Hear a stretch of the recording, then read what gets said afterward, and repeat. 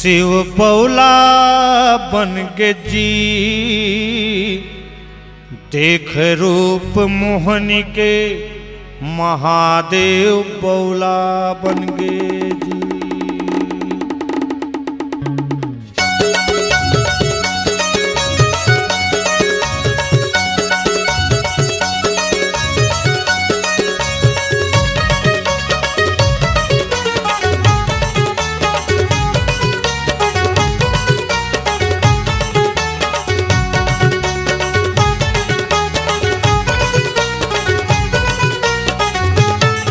शिव बौला बन गे जी, शिव बौला बन गे ना देख रूप मोहनी के महादेव बौला बन गे।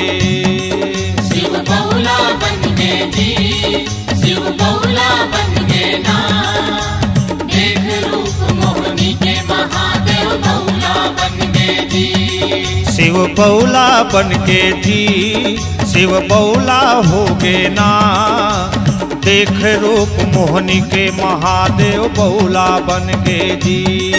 शिव बौला बन गे जी, शिव बौला हो गे ना देख रूप मोहनी के महादेव बौला बन गे जी।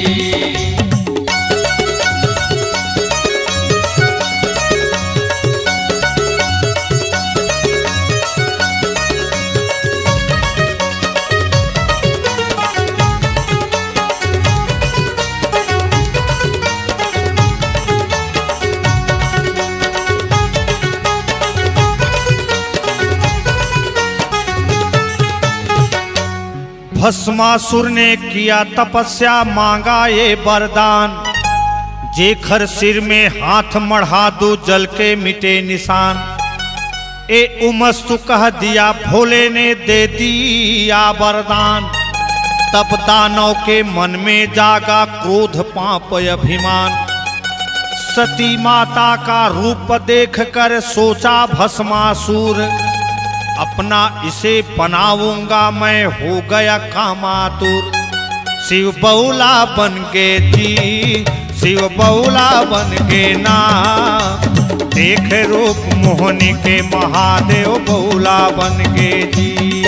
शिव बौला बन गे जी, शिव बौला बन गे ना देख रूप मोहनी के महादेव बौला बन गे जी।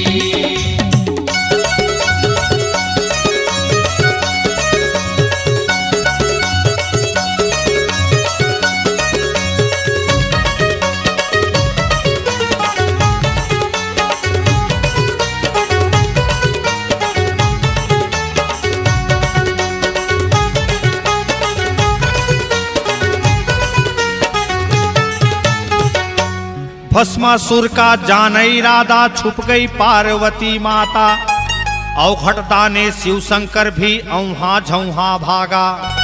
आघू आघू दौड़े महादेव पीछे भस्मासुर, अचरज पर गे सब देवता शिव पहुँच के जी वैकुंठ। सब कुछ जान हरि विष्णु ने मोहनी रूप बनाइस, चंचल चितवन फेंकत नाचत भस्मासुर तिर आइस। शिव बौला बन गे जी, शिव बौला बन गे ना देख रूप मोहनी के महादेव बौला बन गे जी।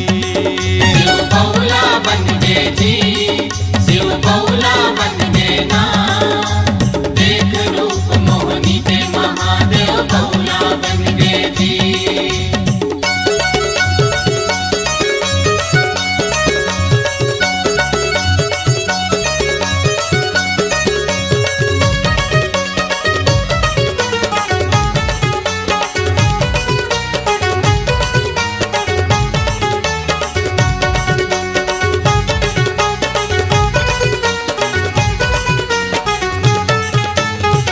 देख अदा मोहनी के सुघर भस्मासुर भय दीवाना, कैसे मामो रानी बनबे काका करो बताना।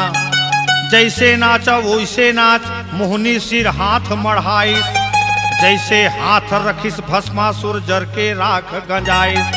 शिव बौला बन गे जी, शिव बौला बन गे ना देख रूप मोहनी के महादेव बौला बन गे जी। गे जी, शिव बहुला बन गे ना। देख रूप मोहनी के महादेव बहुला बन गे जी।